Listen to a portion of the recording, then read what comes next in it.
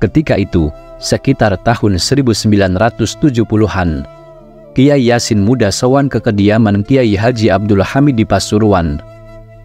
Mengetahui sang tamu dari Demak, Kiai Haji Abdul Hamid kemudian menceritakan bahwa di Demak juga ada seorang wali Allah. Karena penasaran, Kiai Haji Yasin mendengarkan ucapan Kiai Haji Abdul Hamid secara seksama apa yang didawuhkan Kiai Haji Hamid. Beliau menyampaikan, di sebelah barat Pasar Buyaran ada jembatan besar. Kalau ke utara, ada pesantren yang diasuh seorang wali Allah.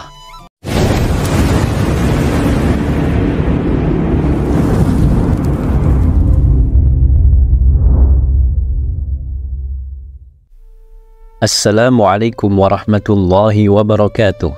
Alhamdulillah, Allahumma salli ala Sayyidina Muhammad wa ala alihi wa sahbihi ajma'in. Sobat Kalam Karomah yang dimuliakan Allah, di video ini kita akan membahas kisah 7 orang wali Allah yang kewaliannya dibongkar oleh Kiai Haji Abdul Hamid Pasuruan. Kiai Haji Abdul Hamid Pasuruan adalah tokoh yang masyhur sebagai seorang waliun min auliyaillah. Beliau lahir di Lasem 1914 dan wafat pada tahun 1962.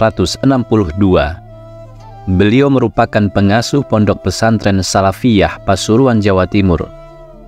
Kiai Haji Abdul Hamid memulai dakwah dan mengajar dari nol, karena saat itu tidak ada santri sama sekali.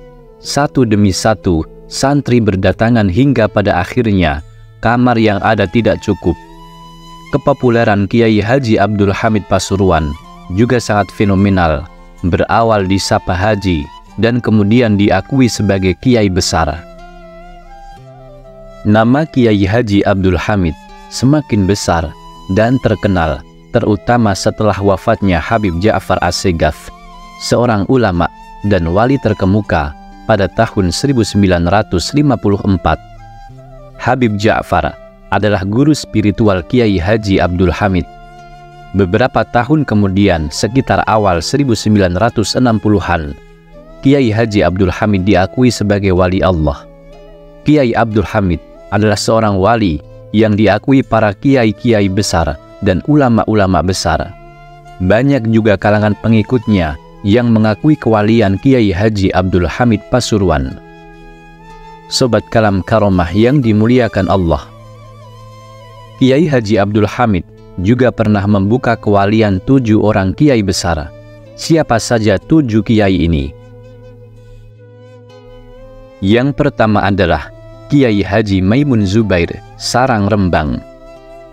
Kiai Haji Maimun Zubair, atau yang akrab disapa dengan Mbah Maimun, adalah pendiri pondok pesantren Al-Anwar, Rembang.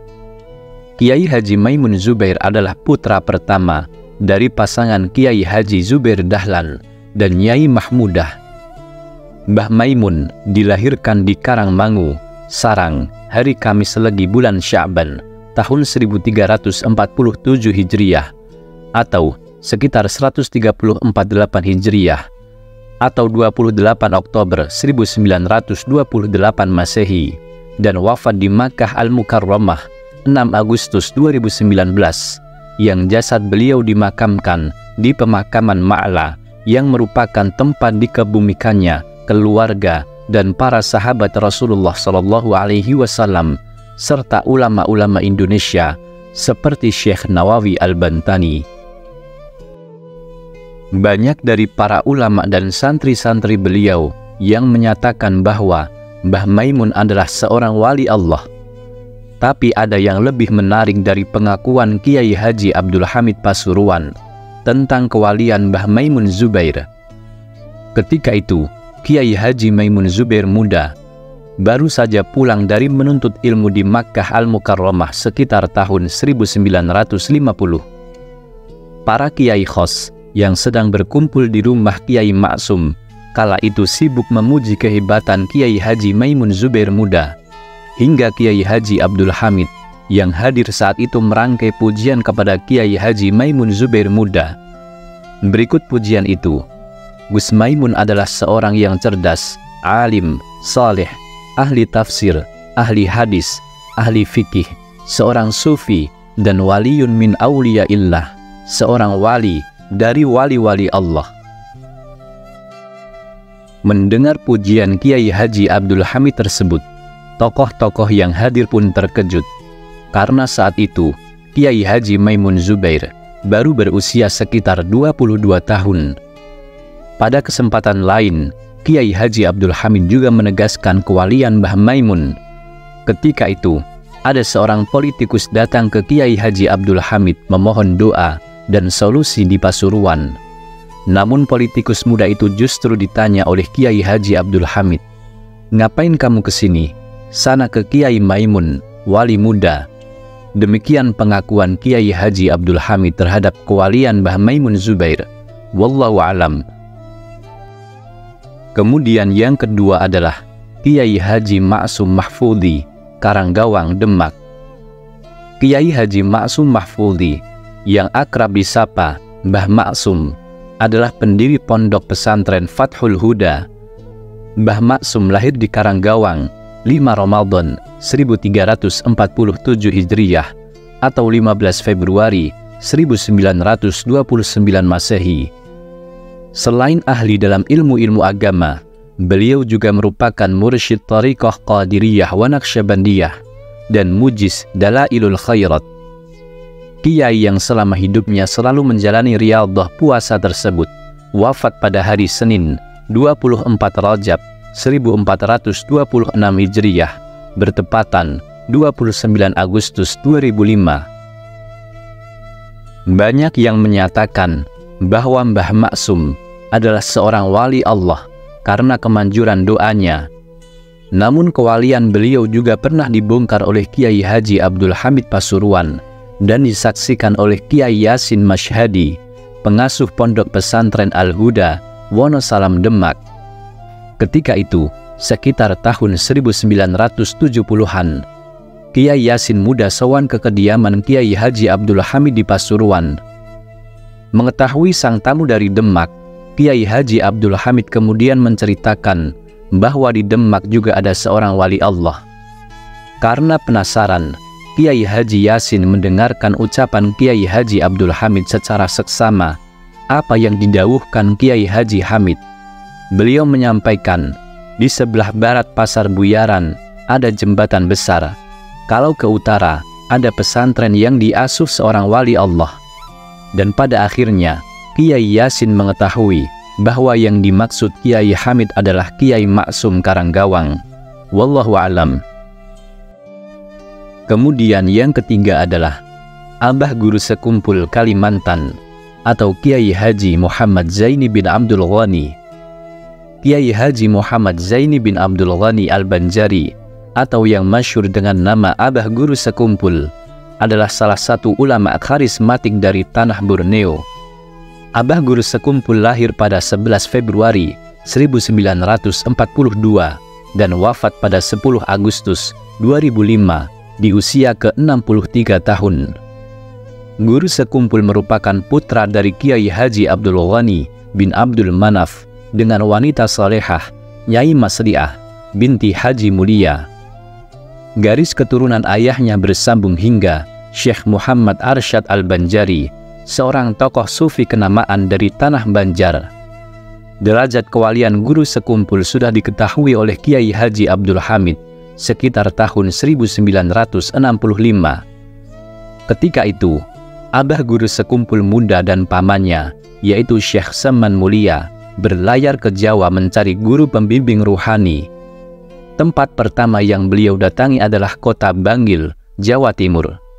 Keduanya menemui dan meminta saran kepada Al-Alim Al-Allamah Syekh Muhammad Syarwani Ardan atau yang masyhur dikenal dengan Guru Bangil yang masih sepupu dengan Guru Sekumpul. Setelah bertemu dan menyampaikan tujuan kedatangan tersebut, Guru Bangil kemudian memutuskan untuk mengajak sowan ke kediaman Kiai Haji Abdul Hamid Pasuruan malam itu juga. Usul ini pun disetujui oleh Guru Sekumpul dan pamannya. Mereka pun berangkat menggunakan mobil. Lewat tengah malam baru sampai ke Pasuruan. mobil pun langsung menuju ke rumah Kiai Haji Abdul Hamid meski waktu dini hari. Ternyata Kiai Haji Abdul Hamid masih belum tidur dan sedang menerima tamu. Saat itu masih cukup banyak tamu sehingga guru bangil dan rombongan duduk cukup jauh dari Kiai Haji Abdul Hamid. Rombongan pun disuguhi minuman. Usai minum, Kiai Haji Abdul Hamid berdoa. Selesai berdoa, Kiai Haji Abdul Hamid langsung berdiri dan tiba-tiba mendekati guru sekumpul dan menepuk-nepuk bahu beliau sambil berucap, "Gubernur Kalimantan, Gubernur Kalimantan." Ucapan tersebut mengisyaratkan kedudukan guru sekumpul sebagai seorang wali agung yang datang dari Kalimantan, suatu penghormatan luar biasa dari seorang wali kepada wali lainnya. Wallahu alam. Kemudian yang keempat, Kiai Haji Muhsin Bululawang Malang. Kiai Muhsin adalah salah satu wali Allah yang menyembunyikan derajat kewaliannya. Kewalian beliau terbongkar berawal dari keinginan warga Bululawang Malang untuk mendirikan sebuah masjid. Sebelum mendirikan masjid, mereka terlebih dahulu sowan ke Kiai Haji Abdul Hamid Pasuruan. Namun Kiai Haji Abdul Hamid menjawab, "Insya Allah. Tapi di sana itu sudah ada wali besar. Anda datang kepada beliau saja daripada jauh-jauh ke sini." Siapa wali agung itu Kiai? Namanya Kiai Muhsin. Silahkan dicari. Nanti kalau sudah ketemu orangnya, bilang saja Kiai Hamid yang menyuruhnya untuk berdoa. Dan sekalian tentukan arah kiblat. Begitu mendengar penjelasan Kiai Haji Abdul Hamid ini, para tokoh warga kemudian meminta izin undur diri. Dengan rasa penuh penasaran, para warga kemudian berbagi tugas untuk mencari Kiai Haji Muhsin di daerah Bululawang. Warga berhari-hari mencari informasi tentang Kiai Muhsin, hingga akhirnya ada salah satu warga yang menemukan keberadaannya. Anehnya, yang ditemui adalah seorang penjual tempe yang bernama Muksim.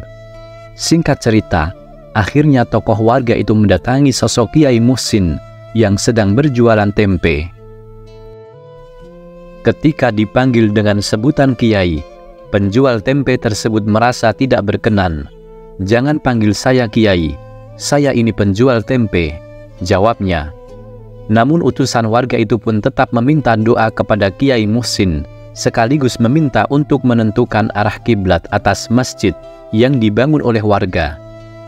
"Saya sudah menjelaskan bahwa saya ini bukan Kiai, saya hanya penjual tempe, kok malah dimintai doa?" jawab Kiai Muhsin. "Kiai Haji Abdul Hamid Pasuruan yang meminta panjenengan berdoa Kiai," kata warga sambil menjelaskan bahwa ia sudah sowan ke Kiai Haji Abdul Hamid Pasuruan. Kiai Muhsin penuh kaget mendengar itu, hingga akhirnya menuruti permintaan warga Bululawang tersebut. Wallahu alam. Kemudian yang kelima adalah Kiai Haji Muhammadun Kajen Pati. Dikisahkan ketika awal perkenalan Kiai Haji Muhammadun Kajen dan Kiai Haji Abdul Hamid Pasuruan tergolong unik dan cenderung mistis. Suatu ketika, Mbah Abdullah Zain Salam sowan ke rumah Mbah Abdul Hamid Pasuruan. Setelah cukup lama dan dirasa sudah tercapai tujuan dan hajatnya, Mbah Abdullah Zain Salam pun kemudian minta pamit untuk pulang. Namun tiba-tiba, Mbah Hamid Pasuruan titip salam untuk Kiai Haji Soleh Kajen. Mbah Abdullah Zain Salam pun agak sedikit kaget dan keheranan, lantaran di Kajen selama yang beliau tahu tidak ada orang yang bernama Kiai Soleh. Dengan memberanikan diri, Mbah Abdullah Zain kemudian bertanya agar tidak salah dan tidak ragu, "Sepertinya di Kajen tidak ada Kiai yang namanya Soleh." Tanya Mbah Abdullah Zain kepada Kiai Haji Abdul Hamid Pasuruan. "Ada Kiai," jawab Kiai Hamid. Mbah Abdullah Zain pun terus bertanya, walaupun sebatas minta ciri-ciri Kiai Soleh. "Piantunnya atau orangnya punya ciri-ciri seperti apa Kiai?" tanya Mbah Abdullah. Dengan hakul yakin, Kiai Haji Abdul Hamid berkata bahwa Kiai Soleh kalau setiap sholat Jumat selalu di samping kanan mimbar. Mbah Abdullah kemudian pulang dari Pasuruan membawa oleh-oleh tanda tanya besar, siapa gerangan sosok yang dikatakan Kiai Haji Abdul Hamid tersebut. Singkat cerita, setelah 1 Jumat, kemudian 2 Jumat, Mbah Abdullah mengamati dan memperhatikan dengan seksama di sisi kanan dari mimbar. Sampai Jumat ketiga, ternyata yang istiqomah di tempat itu adalah Kiai Haji Muhammadun, yang juga masih ada ikatan keluarga dengannya. Tanpa ragu, Mbah Abdullah sowan ke Kiai Haji Muhammadun sebagai wujud amanah menyampaikan salam dari Kiai Haji Abdul Hamid Pasuruan. Setelah saling mengobrol kesana kemari, barulah kemudian menyampaikan salam itu Kiai Haji Muhammadun dengan nada enteng dan menjawabnya bahwa beliau merasa tidak kenal dengan Kiai Haji Abdul Hamid Pasuruan.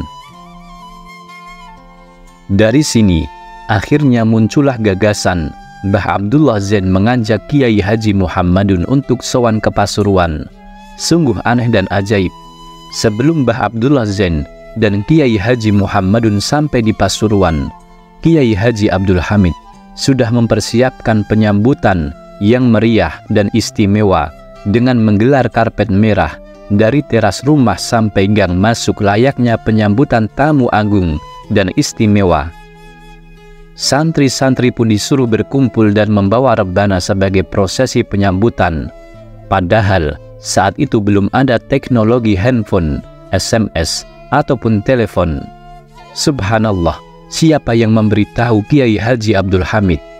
Ketika Kiai Haji Muhammadun sudah memasuki gang kompleks pesantren, Kiai Haji Abdul Hamid sudah berdiri dengan muka ceria dan berseri-seri sambil tak henti-hentinya mendendangkan Tola'al Badru Alaina sampai menciumi Kiai Haji Muhammadun saking gembira dan ta'zim.